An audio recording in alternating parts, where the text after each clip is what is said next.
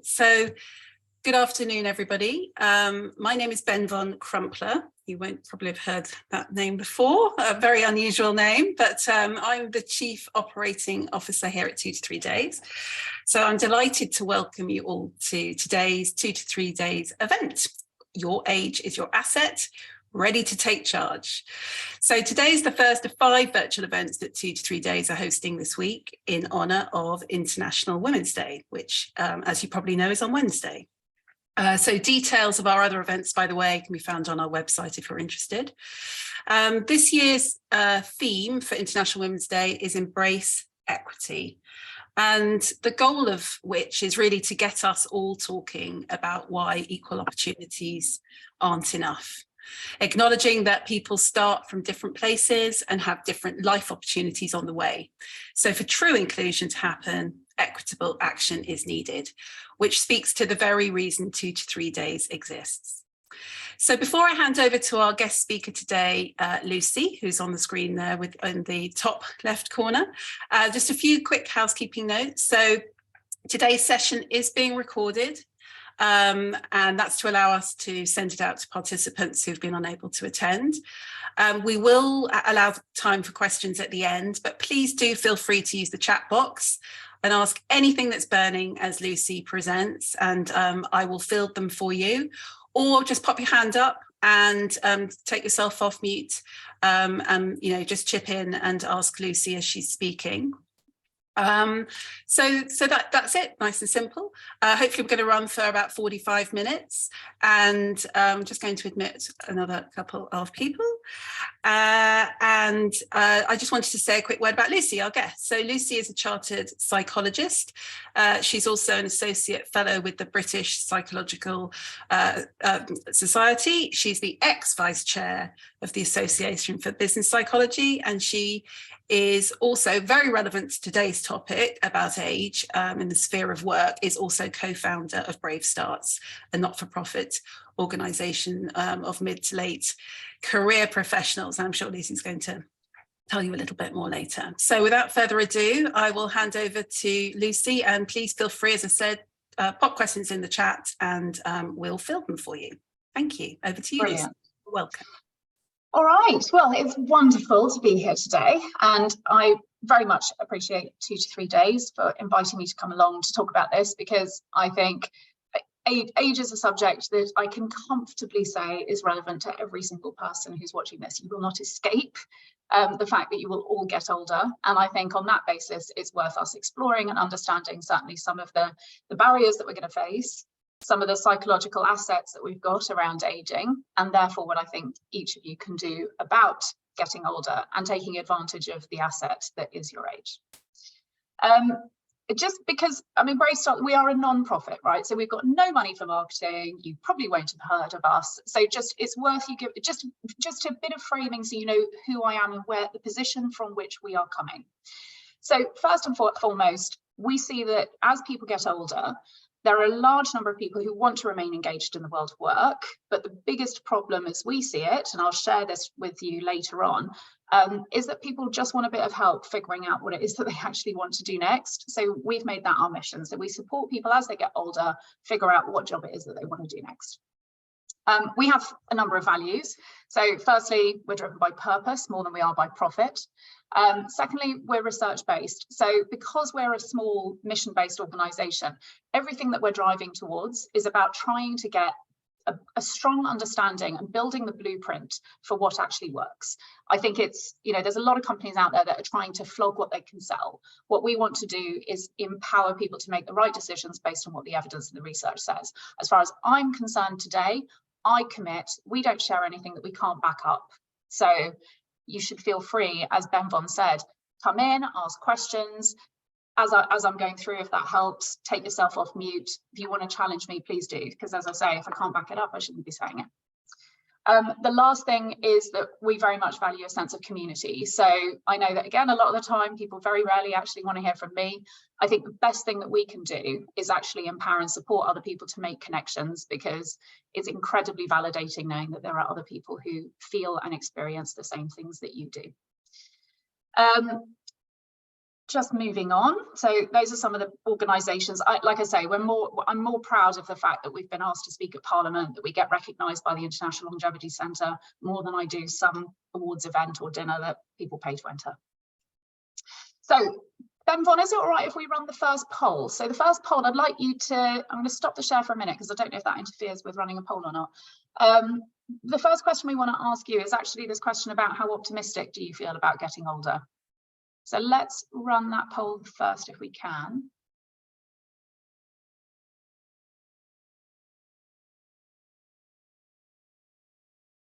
And then Ben Von, if you tell me when people have completed the poll.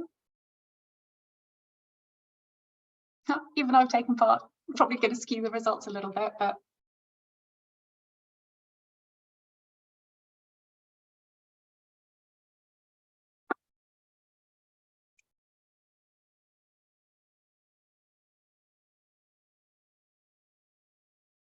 All right, we're there. Oh, hang on, Ben Von, you're on mute now. Well, good old rookie error there. I don't have any participants, which makes me think people may not be able to see the poll. Ah, well, has anyone been able to see the poll? I was able to see the poll. Yes, I did reply. Oh, yes, I responded. how very peculiar. How Yes. very peculiar. Okay, well, on the basis that we can't see the results and there's something going on there, why don't you just maybe, shout out? Yeah, have a shout out instead. I'm not sure. So, I don't know how people feel about sharing how they feel about that, but where would you rate yourself on a scale of 1 to 5? I tell you what, maybe if we have put it in the chat, how many people would say? The chat seems to be directing straight to Juliet Turnbull and not to everyone. Okay. no, it should say to everyone in the meeting, Juliet Turnbull is on the call with us, and Juliet's the founder of 2 to 3 Days. However, it is coming through to me, so I can see everything that's in the chat. I put something in and it said you to Juliet Turnbull. I just wondered if it was going to everyone. Fair enough. Well, I can't, but not to worry then. I mean, I love the fact we tested all this about 10 minutes ago and it all worked beautifully. And get a crowd and look what happens. well, things always like to throw us slightly. Well, yeah. I mean, on the basis then, well, I can't see any results, but it doesn't matter. It doesn't matter. It's not the end of the world. Oh, there we go. I can see the results. No, you can't see any though. Oh, I can. Right, well, look, I'm going to read them out. So we've got 6% of people have said that they're a 5, i.e. very optimistic.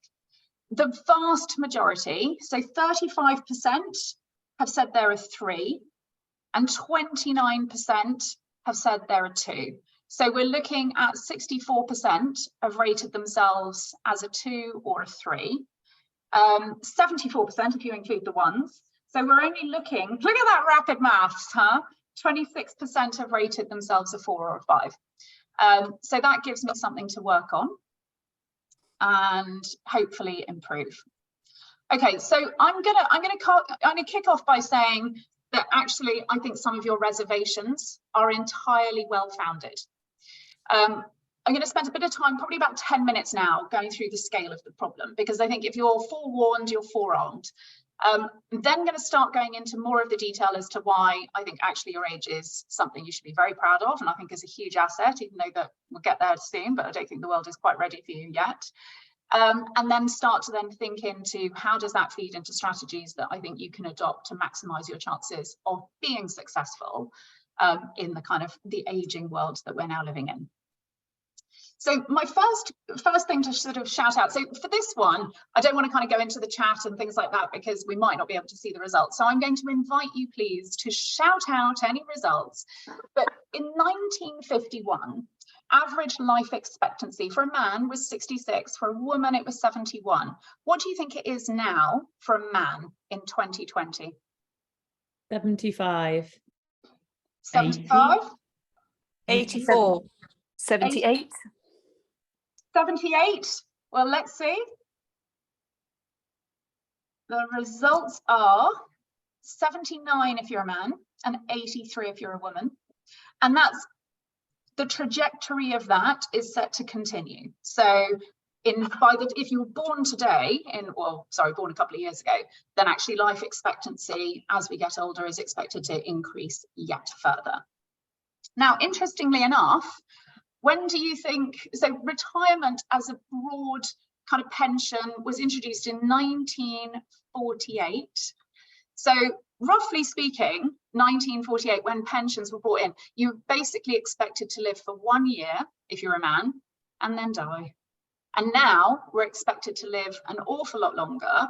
So pensions back in 1951, every 12 people of the working population were supporting a pensioner. Now we're down to 2. And I would suggest that that's not sustainable. So even if government is saying nobody's really quite addressing the retirement age, it's going to have to be something that gets dealt with at some point, because it's just unsustainable. This is something I've taken off Statistica, which sort of looks at life expectancy. And if we can just see here in 1900, so we're only talking just over a century, prior to 1900, life expectancy was very slowly increasing, but it was just kind of ticking over. We've seen this exponential growth in a very, very short space of time, largely due to the invention of antibiotics. But what it means, and this is where I'm giving a little bit of leeway, is that the growth that we've experienced in such a short space of time perhaps is part of the reason why we can let some people off the hook a bit and say maybe we're not experts at getting older yet. So maybe we haven't quite nailed what to do when we need to carry on working until we're, say, 70, 80, 90. So we can see that growth in life expectancy is feeding its way into the working population. So in 1996, 5.7 million people were over the age of 50. We've now got, that number is nearly doubled. By the time we get to 2040, it's expected to be at parity. So there will be as many people over the age of 50 as there will under 50. And as we can see, when you start to get to a kind of a population that's working not just for, say, 45 years and then retiring, but probably going to have to be working for 50, 60, 70 years, then actually one of the things that we're seeing is this, I guess, desire to change career. Because the one thing that we can safely say is that humans as a species experience boredom, right? We've got quite a strong drive to learn. And so staying in one job and doing one job is not enough. So this is a survey results from Aviva, but it's based on 34 million people from the survey that they looked at, the labour force survey. So their report looked at how many people are actually wanting to consider changing a career. What would you say the answer is? A, B, C, D, or E?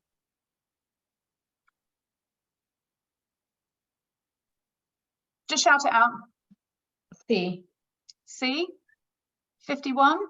D. Anyone? Well, whoever's saying D, bang on. D. Yeah, the trick is to say the answer before I reveal it. All right, so you've got to get in quick next time. But yeah, so 60% of people, and bearing in mind, again, this is based on 34 million. That's a huge amount of people wanting to explore and wanting to think about a career change. And so we asked that question. So this is our own survey. So we had just over 6,000 people reply to it. And we said, well, if people are exploring this idea of making a career change, what's your big barrier then? Why aren't you doing it? And this was by far and away, look at this. I mean, people talk about ageism being an issue, but much more than ageism is this issue about people not knowing what it is that they want to do next. I think we can safely say 20 or 30 years in one job is enough to tell you what you no longer want to do. That doesn't necessarily inform what you want to do next. Right. So I think when we sort of say that no one is ready, I mean, I really mean it.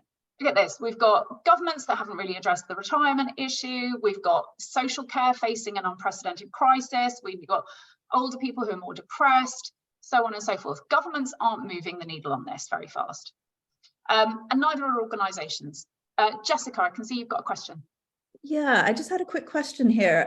So this research, and sorry if you've said this and I just missed it, but yeah, is this assuming that people don't want to retire at the normal age and they just want to continue working beyond the current pension age?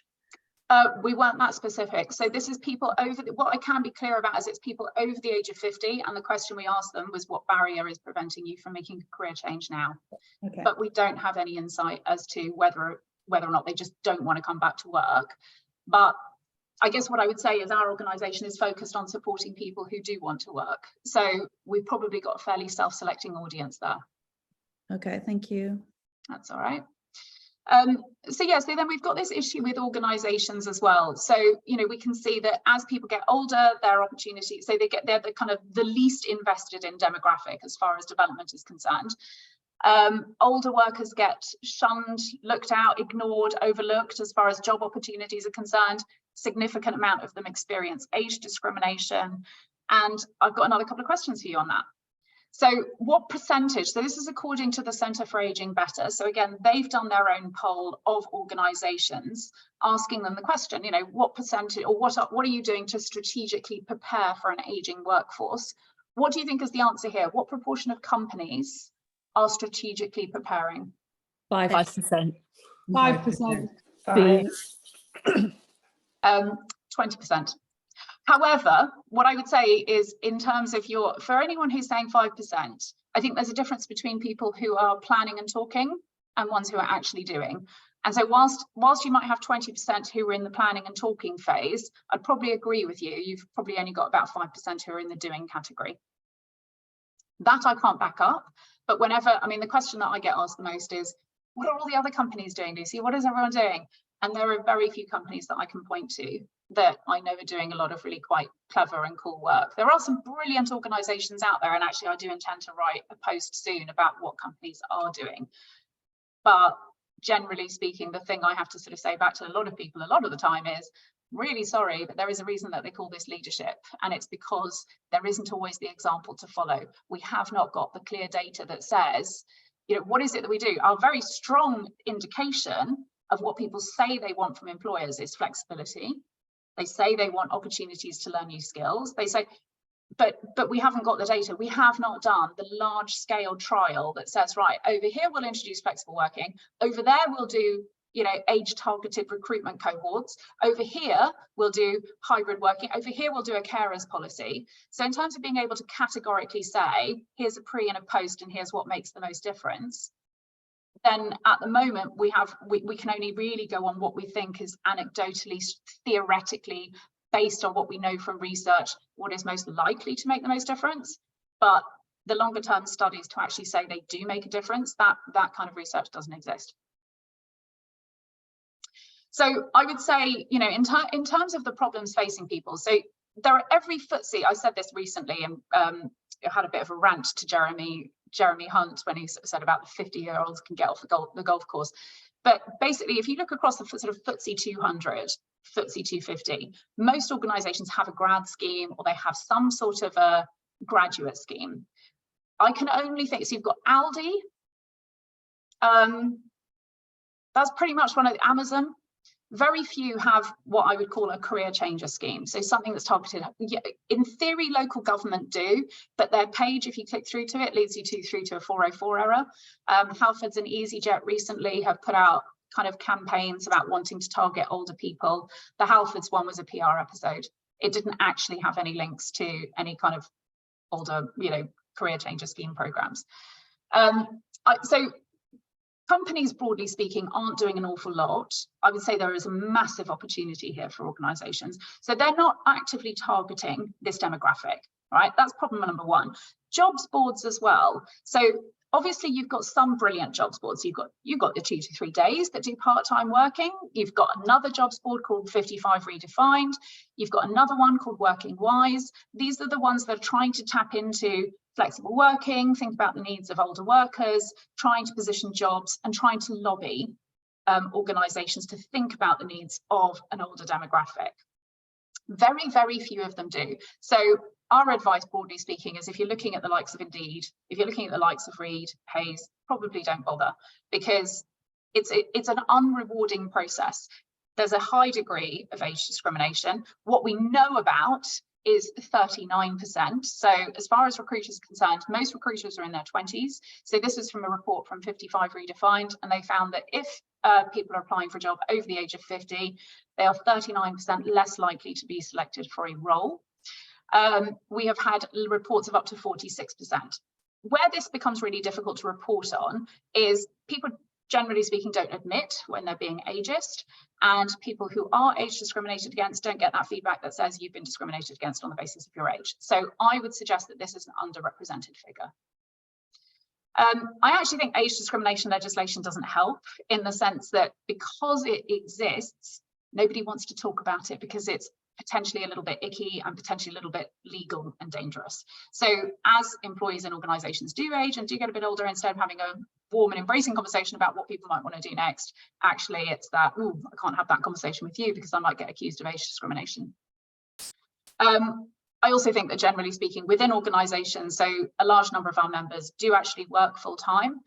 And if they're trying to do something to advance their career and think, I want to proactively do something to make sure that I remain engaged in work for longer, there are very few organizations that turn around and say, yes, we will happily support you to develop your skills to do something different, because sometimes that something different might mean leaving the organization. The other thing that I would say is that, again, as people get older, chances are, bearing in mind that they don't know what it is that they want to do next, one of the big opportunities for organizations to plug that gap would be to offer job shadowing, but we very, very rarely see that. There are some, Unilever does it, but there are very, very few organizations that do. And then, as I say, you've got actual age discrimination. So basically, there is a lot of reasons to feel slightly despondent about the fact that people are getting older and the fact that organizations aren't ready. And the reason I say all of that is because I want to very strongly move us away from a passive idea of thinking this is something that will change, and that if I hang on long enough, government will do something about this and companies will wake up to this. I feel very strongly that actually the people who need to do something about this are us ourselves as a cohort, because if each of us start to question, to challenge, to champion within our own organizations some of the sorts of things that I'll come on to talk about later, then actually that's where you start to see more change happen. And it's probably no sooner time than ever, because look at this. So this is a screenshot I took last night. So I Googled, I don't know if you can see this up here, people over 50. And this is what comes back from Google. By the way, I'm 50 next year, and I don't really see myself represented here anywhere, shape or form. I mean, I realize I'm not having my best day, glamorously sort of looking at the moment, but this is a shocker that this is what comes out of Google. And I guess things like this, it is no surprise that people have the impression of 50, 60-year-olds that they do, completely out of date, completely out of date. Right, I've got another poll to launch, which is, I want to get an idea as to how many of you have been told or how many of you would hide age from your application form. May I check that you can see the screen? Can you see the poll? No. Oh, for God's sake. Right, let's have another go. Okay. There we go, it's come up. Hey! Hurrah! So we get asked this question. So once a month we've got a kind of like an ex-recruiter kind of turned career coach, and she runs a session about, you know, how to get a job when you're over 50. And the question that she gets asked the most time in, time out is, should I hide age off my application form? And a large reason for doing that is because quite often people have been told that they need to take age off their application form or CV or whatever it is, hide the age detail. So is that, I think that's most people have answered. So let's share the results. Dun, dun, dun. Okay, so that is, oh, interesting. Okay, so 61% of people have hidden age off their application form. Interesting. Okay. Thank you very much for sharing that. And like I say, I'm not surprised. My advice on that one is don't hide it. I think it's probably one of the strongest things that you've got in terms of weaponry up your sleeve.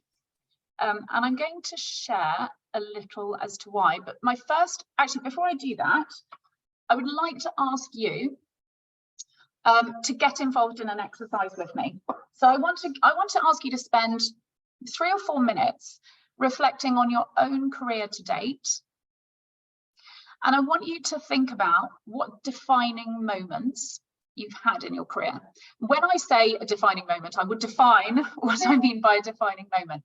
which is, so a defining moment to me is anything where something has happened in your career that has made you change your behavior as a consequence.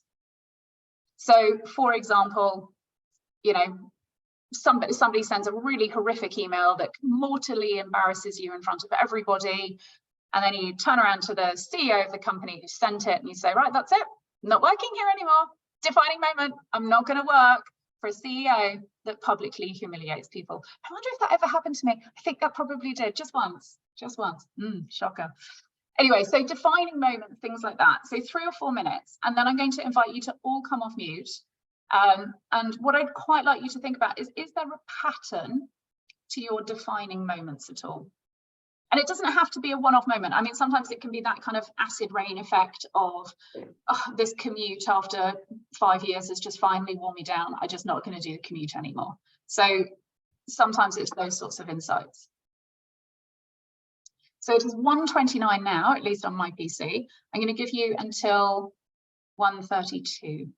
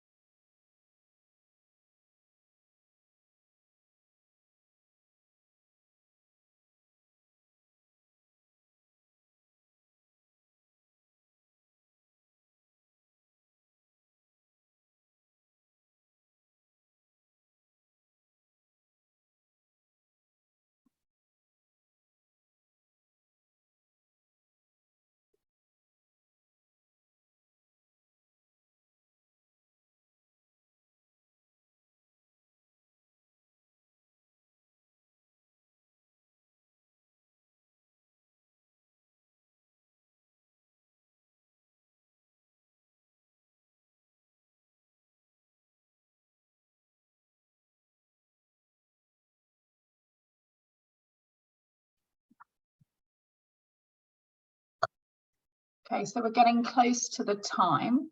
If anyone has spotted a pattern or wants to share any observations, feel free to take yourself off mute. I appreciate it probably takes a fairly brave person to do that. Oh look, name of my organisation is Brave Starts. I'm happy to share a couple of experiences. But, yeah, great.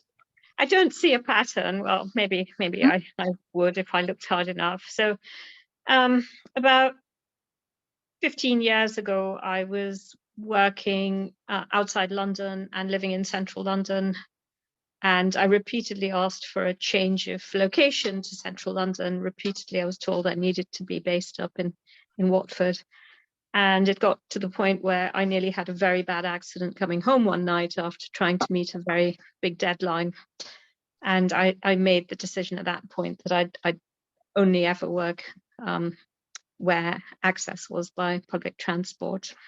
Okay. And that really has defined how the next 15 years of my life looked, my working life looked.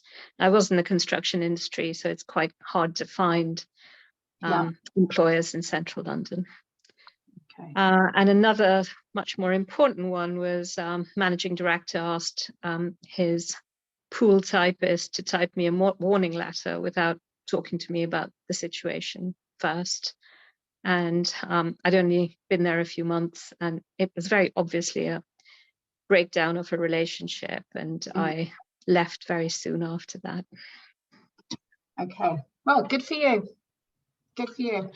All right, so interesting that you don't see a pattern. I've only heard 2 things, but what I've heard is a crash has got you to move into circumstance or a change that's presumably worked out better for you. Yeah. And that, again, a rather hideous lack of interpersonal skills scenario actually got you away from someone who was potentially a bit toxic? Yes, very. And, there was lots of things leading up to that, like sitting next to someone using terrible language, and then they behave on every phone call, and aggression. So there were lots of things that built up. But yes, they both triggered both short and long-term actions. Yes. Okay. Thank you. Thank you for sharing that. Does anybody else want to share one of theirs?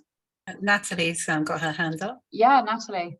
Thanks for coming in, because we're going across 2 screens, so I can't always see hands raised. So sometimes if I haven't answered you, just shout and just come in. Checking, no problem.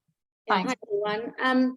I've witnessed ageism and bullying in the workplace, and a big disappointment that although the company states a lot of the right messages, nothing's been done about it. So I'm at the point where I'm looking elsewhere because of that reason. Yeah. And it wasn't to me, the behaviour, it's been to a lot of other people, although the ageism thing might begin to play. I mean, it could well do. It might be. I mean, I do wonder if, I always believe in the opportunity to giving people a chance to put something right, and sometimes, if I'm being completely honest, sometimes people don't realise the impact of what they're saying.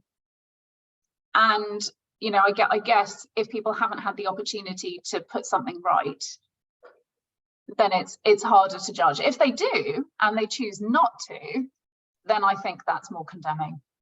Yeah, I think it's when it's repeated. But anyway, I think that's only because I'm older now that I see that, and I know it's wrong, but possibly if I was younger, I may not be able to read it in the same way.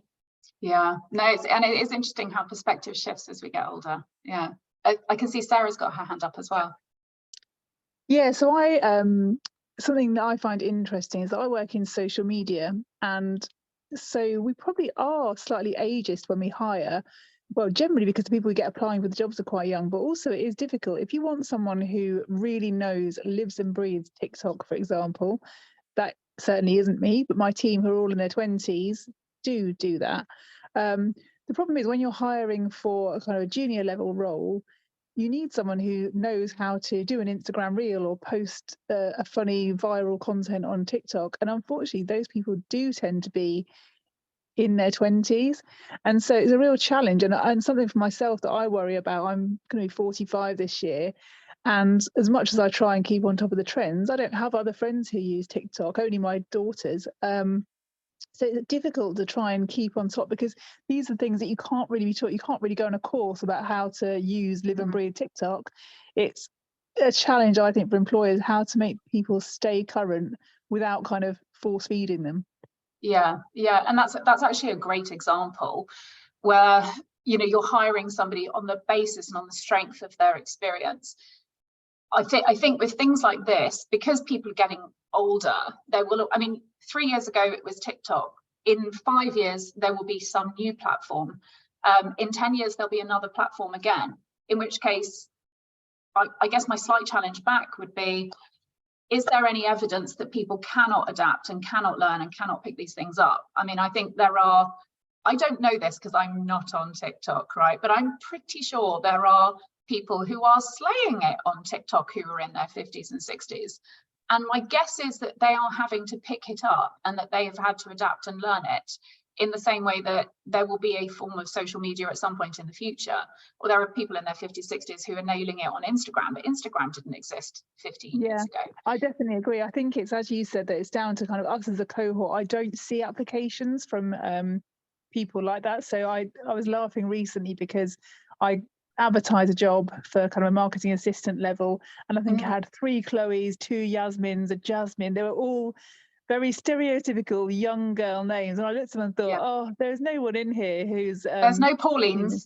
There's no Claires or Sarahs. It's kind of very much younger people, and so I end up hiring this really stereotypical team, and people probably think, oh God, she just hires this young social media team, but it's almost like I don't get a choice. That's the people who apply. So I'd urge people to try and work out what those transferable skills are and apply for the roles.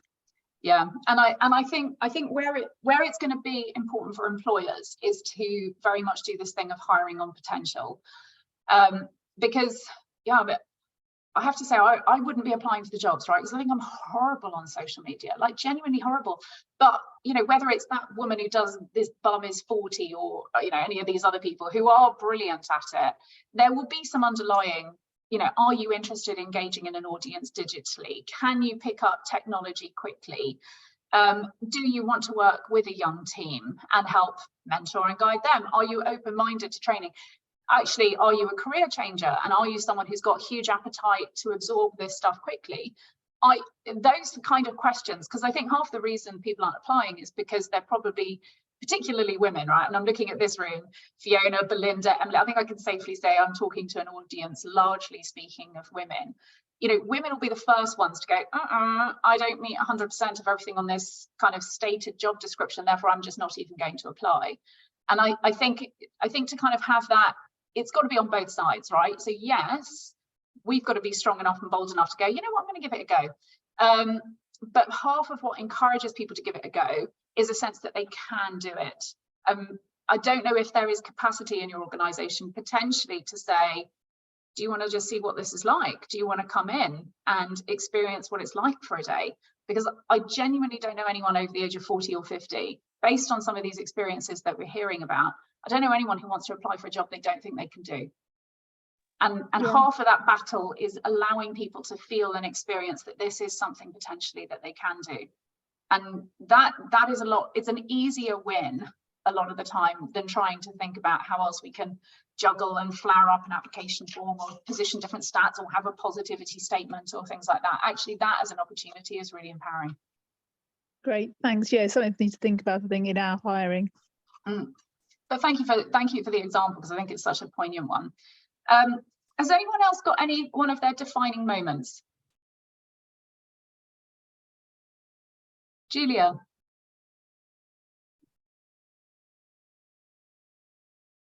Julia Birkin, do you want to come off mute? I can't hear you if you are trying to come off mute. I don't know if you want to email your question to Ben Von or Juliet, and maybe we can kind of get around it that way. So can you hear me now? Yeah. Yes, brilliant. I don't know what was going on there, sorry. Okay. I've had something happen to me a couple of times, both in the same company, where I've had people that have been significantly younger than me, one 10 years, one 17 years, promoted above me with no marketing experience, a lot less. And basically, I've had to then train them and help them. And it was quite clear that it was all about their career paths being defined and moving them through the business. But, you know, even having asked numerous times, could you move somewhere else? Could you do anything else? You know, that wasn't an offer. And I just thought, yeah, it just left you feeling undervalued. Well, thinking, yes, you were valued to actually train them and help them, but it was almost like your growth was being stopped. So yeah, that caused me a few issues a couple of times. Yeah, and you won't be alone. Well done for being the bigger person, I guess, and offering training. And despite the fact you've clearly been overlooked yourself, I guess the slight, if I was going to say anything, so on the one hand, I'm saying brilliant and well done, and you've risen above it. But on the other hand, I would also say, you know, actually we should be saying, and I don't know if you did this, Julia, but did you kind of say, actually, that opportunity was something I should have had or I wanted?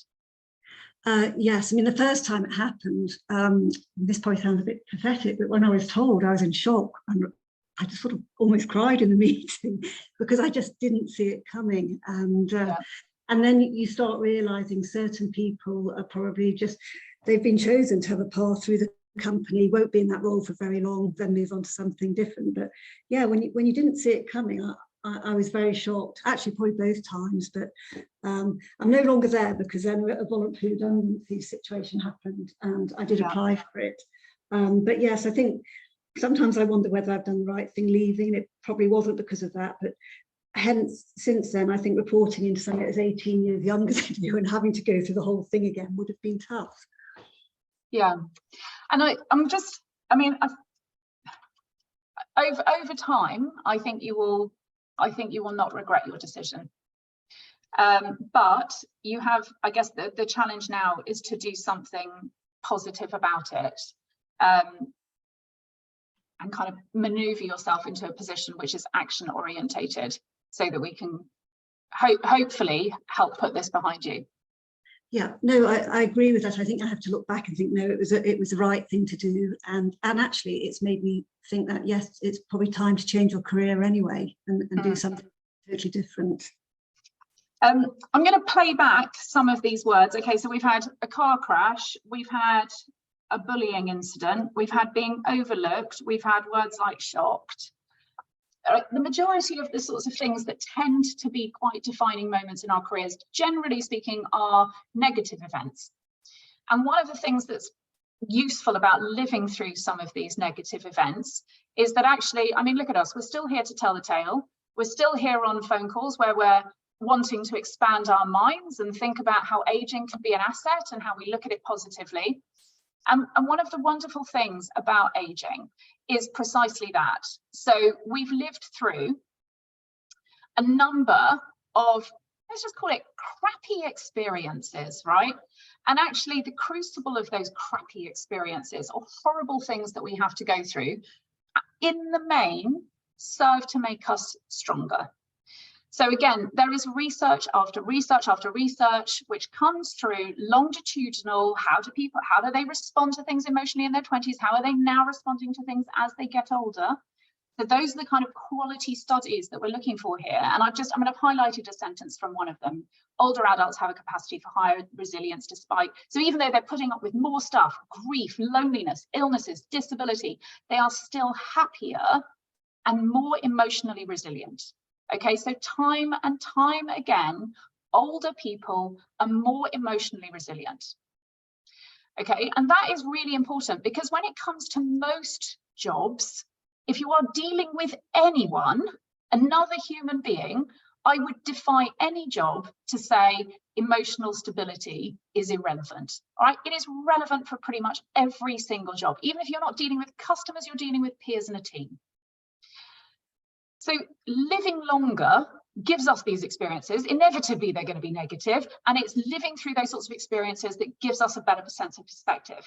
It is also something that's called, this is referred to as socio-emotional selectivity theory, which is just fancy academic speak for basically as we get older, we sense that time is shortening and we laser focus in on the stuff that's actually really important.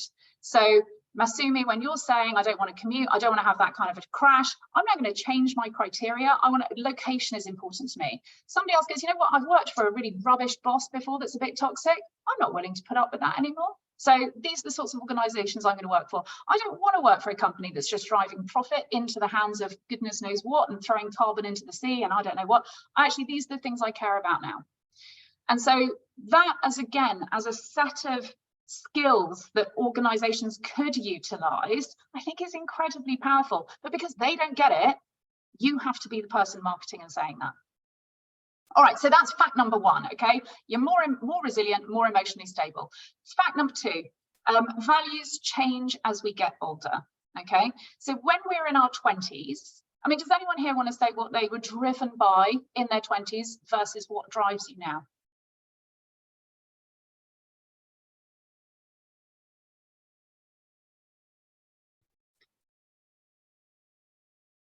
You don't have to, but if as I'm saying it, something pops up, then feel free to share. But generally speaking, our values change. So this is work by someone called Shalom Schwartz. He's an Israeli psychologist.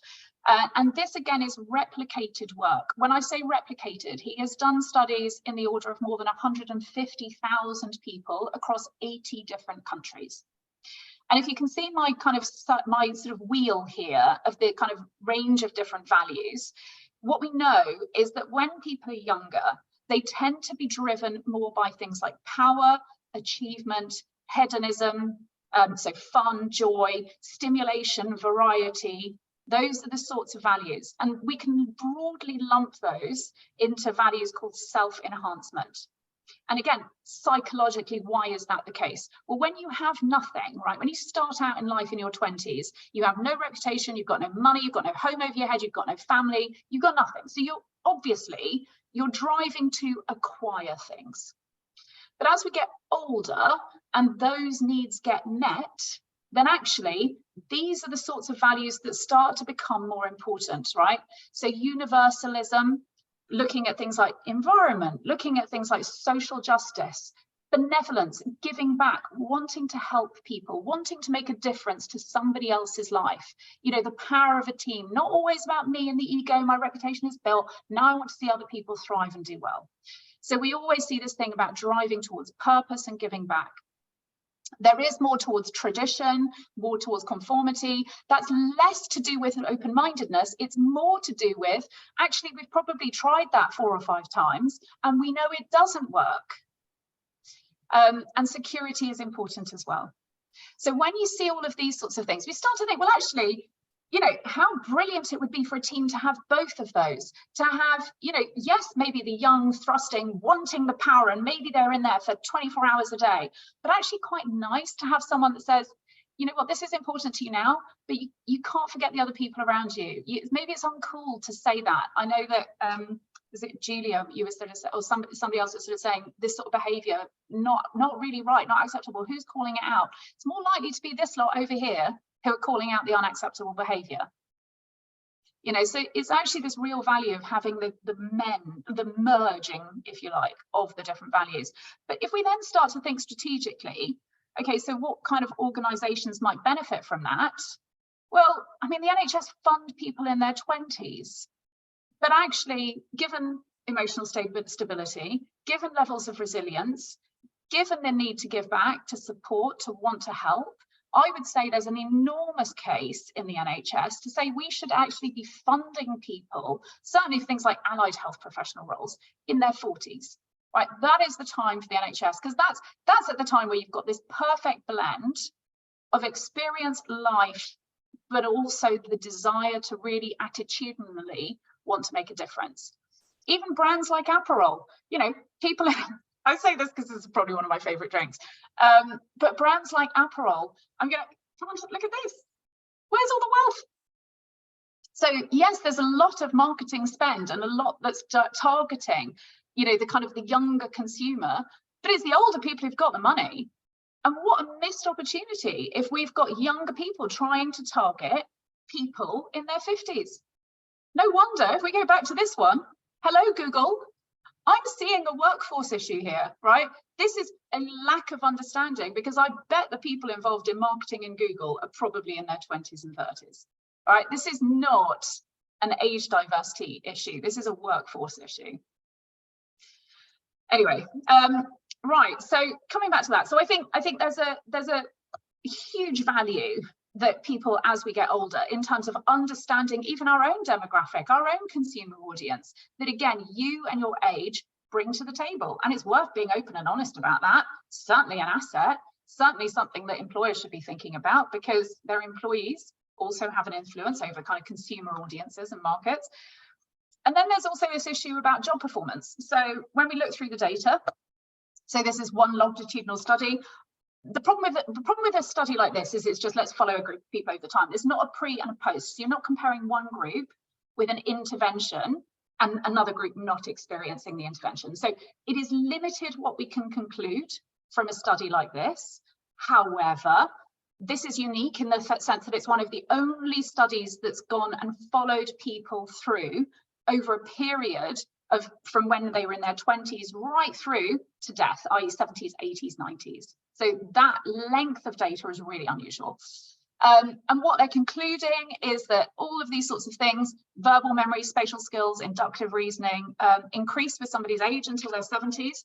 That is then backed up by this study, which is done, this was out of MIT. This was a very, very good piece of research. You can look it up if you like. It's Germaine Hartshaw. Again, happy to share all the references. But again, looking at this sort of research, what we see is that things like social understanding, so this stuff about emotional intelligence improves with age. Social understanding, verbal knowledge, look at the peak of that, 65. So you want someone to do some copywriting or checking your grammar, hire someone who's over 60s. Now, the problem, again, from a kind of a recruitment perspective, is we see fluid intelligence being the thing that employers prescribe. So ability tests, and I'm going to come out and say it, even though I do not have the data to back this up, But based on what I know of psychometric ability testing, i.e. numerical reasoning, verbal reasoning, there is a very strong component of that that is measuring something that's called fluid intelligence. So fluid intelligence is these sorts of things down here. Speed of calculation, ability to recall a number of things at a time, speed, you know, all of these sorts of things. This is what ability testing typically measures. Now, crystallized intelligence, on the other hand, you can see on the other side, are the things that we know. So if I was to categorize the two, fluid intelligence is, I guess, how we acquire information, but crystallized intelligence is what we actually know and understand. Now, fluid intelligence does decrease a little over time. So someone who is in their 50s, 60s is going to score worse on a numerical and a verbal reasoning test than someone in their teens and 20s. They are. The problem is nobody publishes their norm data. This is why I can't prove it. And that shouldn't be allowed. And everyone, I'm going to say to you, every single person on this call, if you get asked to do an ability test, ask to see the norm group data. And if you don't understand it, send it to me and I'll get my posse of psychometric friends to start tearing it apart. Because this is going to be a big problem going forward. Now, the reason this is a big problem is because fluid intelligence is what's measured, but what counts? Not really fluid intelligence. So when we look at job performance and ability over time, actually fluid intelligence, very few effects in terms of predicting vocational knowledge. Here's another study yet again, fluid intelligence, no association with career sense. Oh, do you want another one? Here's another one. Crystallized ability measures were better predictors of performance than fluid. So, and again, if we think about that, what factor most predicts whether or not a doctor gets sued? It's not competence, it's bedside manner. What factor predicts whether or not someone gets promoted up to partner level? It's their ability to build relationships and sell.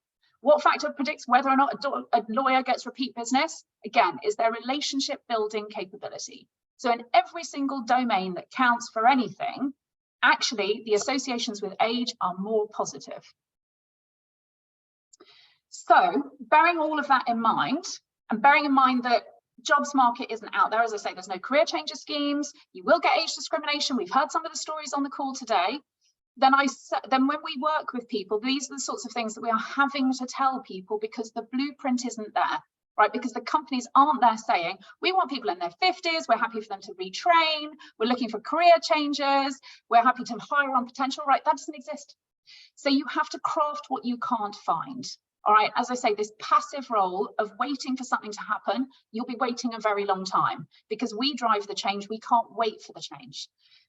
When I say craft what you can't find, that means maybe emailing a company and saying, I love what you're doing, but you know what, you're targeting the wrong audience. I could help you. I don't know how I'm going to help you yet, but maybe I can de-risk that for you. Maybe you could just take me on for a couple of months. Maybe I can meet the team and maybe we can build this together. I always sort of say companies and people are more interested in your action than they are your words. So offering to do things like volunteering, asking to come in and do things like job shadowing, doing things flexibly. So if you are working full time, maybe going flexible, maybe going part-time, doing a day of week somewhere else, looking at lateral moves internally. Those would be the sorts of things that kind of move you more towards where you want to be. We always say to our audience, be strategic. So think about the companies that really would benefit from you helping them. So, I mean, the obvious examples, maybe it's care homes, maybe it's the NHS, maybe it's people with pensions, savings products, banking products, telephone, TV. I mean, you name it. There isn't a category out there that isn't going to benefit from somebody in their 50s because we've seen the wealth profile. But who is it that could really target or could really benefit from that 40 plus consumer? Because then you're in the demographic and then it's much more of a no-brainer than trying to get a job with a consumer brand or a brand that's genuinely just trying to target the kind of the teenage market or the early 20s market. I think one of the things that we find in our audience is people say, as I get older, I actually don't want to be the head honcho. I want less responsibility. I'm happy to take a bit of a pay cut and a salary cut if it means moving into somewhere else. I think being open about that de-risks you a lot of the time for a potential recruiter, particularly if you don't have any previous experience in that role. You might have the most amazing potential, but trust is always earned, and it's worth you putting yourself out there and being a bit vulnerable yourself in order for people to say, okay, this is worth taking a chance on. And the last thing I'd say is, again, you have to start challenging. I know it's difficult. What I would say is, we've had people in our community sort of say, I've had this happen. I don't really want to say it myself. Will you go and challenge this organisation for me and say it's someone in our membership has had it? So, you know, if you're seeing something and you don't want to say it yourself, I'm happy to do that advocacy role as well. Because, as I say, unless we start challenging these things, change just doesn't happen. Right, that was pretty much most of what I wanted to cover. I'm aware that time has run out slightly. It has a little bit. Apologies. So we have overrun a little bit, but thank you everybody for staying on. It's just such a fascinating topic with so much to cover, and I'm sure we could be here all afternoon discussing it. Would anybody, however, like to make any other points, or ask Lucy any direct questions whilst we have her before? And in that time, maybe we could do the poll as well. We can indeed. Let's do that last poll and see if we've moved anything. Okay, let's have a peep.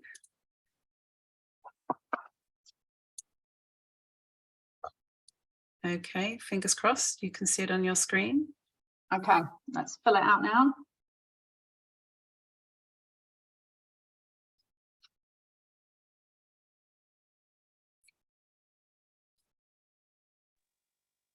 Oh, look.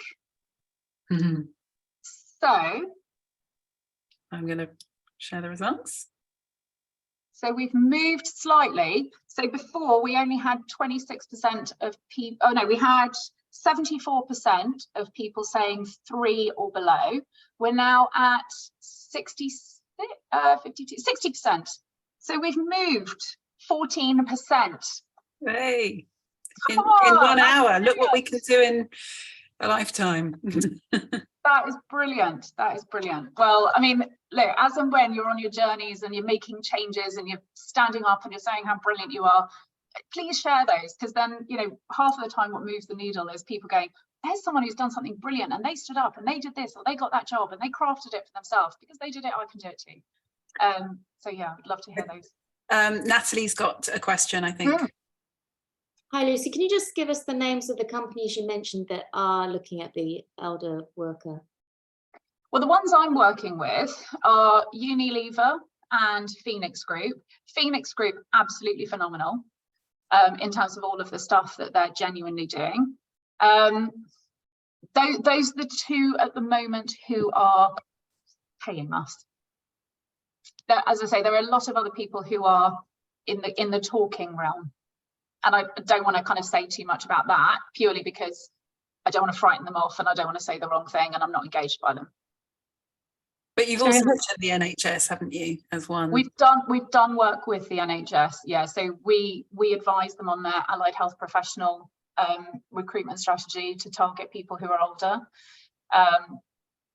But I honestly don't think their recruitment strategy has been that successful, and that's probably because, dare I say it, they didn't implement everything that we suggested that they do.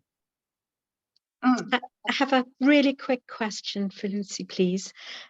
Your 5th bullet point on challenge, would you mind explaining briefly what you said? So if anyone says you're overqualified for the role, say, excuse my French, that's bullshit.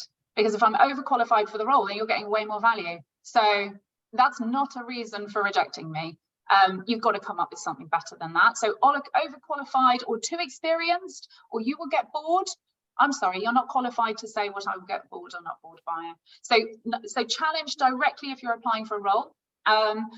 If they ask you to do an ability test, then challenge in the sense of saying, I suspect that this might be an ageist test. Would you mind sharing your norm group data with me, please? Because unless we've got equal numbers of people in their 50s, 60s, 70s taking that test on which the norm group is based, majority of the time, a lot of companies who use tests go and do the quick and dirty route of going out to universities and getting a bunch of students to do them.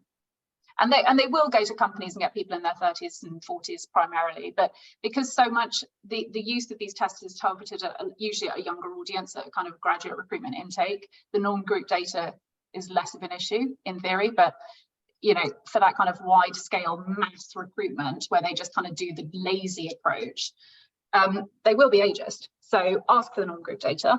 And then internally, why was it that I didn't get that promotion? Or I want to go down to 2 days a week, or I want a lateral move, or I want to stay in the company. I actually like my job, but you know, maybe I want to do, you know, less work.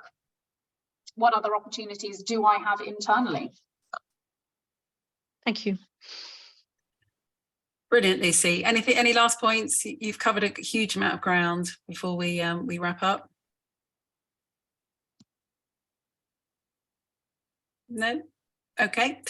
Well, Lucy, amazing. Thank you both. You're welcome. I think encouraging and empowering for sure. And I think the fact of just saying we need to be the change and we can't wait for it to happen, I hope gives everybody on the call today some hope. And we will be sending out the recording. So Lucy's covered, as I said, a huge amount of ground, so you'll be able to watch it again at your leisure. And I will also supply Lucy's contact details, so you can of course follow up with her directly and take a look at the further research work that she's been doing. Yeah, and if there's any questions that you've got, obviously you can get in touch. I'm happy to answer. Yes, please do. Okay, everybody, thank you so much for coming today and kicking off our week really well. Brilliant topic. And Lucy, you're a star. Yeah. Thanks so much. You're welcome. Have a good rest of the week, everyone. Have a great week, everyone. Take care. Bye. Thank you. Bye. Thanks. Bye.